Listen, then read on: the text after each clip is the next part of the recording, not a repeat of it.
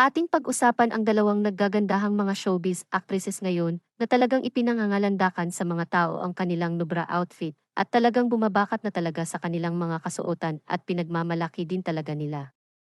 Unahin na natin dyan si Andrea Brillantes na simula pa lang ay talagang hinahangaan na ng karamihan dahil sa taglay nitong kagandahan at pagkakaroon nito ng magandang katawan at ang tawag nga sa kanya ay Diyosa dahil kahit wala itong makeup ay talagang iba ang taglay nitong ganda na pangmalakasan talaga at napaka-sopistikada. Iba din ang kanyang angking ganda ng katawan, lalong-lalo na sa kanyang dibdib na talagang mas hinahangaan ng marami dahil sa lumalaban talaga ito at maraming mga kalalakihan ang nagagadahan sa kanya. Maliban sa magaling din talagang artista si Andrea Brillantes, ay talagang ang kanyang ganda ang talagang naging susi na makakuha siya ng maraming mga tagahanga at talagang sinusuportahan siya. Kahit na may mga negatibong issues na lumalabas sa kanya, ay talagang inilalaban siya ng kanyang mga fans.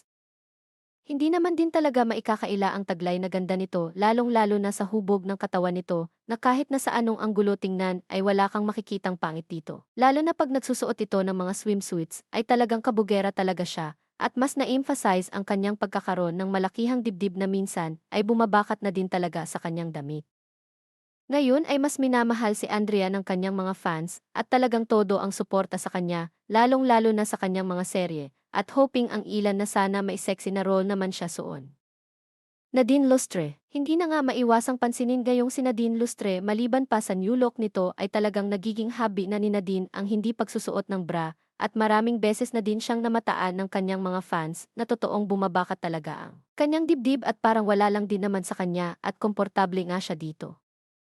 Kasalukuyan niyang maraming mga endorsements at modeling si Nadine Lustre, at hindi naman maiwasan ng kanyang mga fans na siya ay mamiss lalong-lalo pa at hindi na nga siya nakikitang gumagawa ng mga movie o serye. Kung kaya't mas namimiss pa siya ng kanyang mga fans. Recently nga ay talagang nagtrending ang new look niya na short hair at ngayon naman ay talagang pinag-uusapan ang kanyang no-bra outfit. Nasabi nga ng karamihan ay talagang malaki na din ang pinagbago ni Nadine. At talagang mas nagiging daring nga siya ngayon at mas liberated na. At hindi na nito kinokontrol ang mga sinusuot nitong mga damit at sinusuot nga nito lahat ng gusto nitong suotin as long as komportable siya. Saad naman ng mga fans ay modelo nga kasi siya at alam na alam niya kung ano ang mas nababagay sa kanya at hindi naman ito pangit tingnan sa kanya at mas lalo pa nga siyang gumaganda.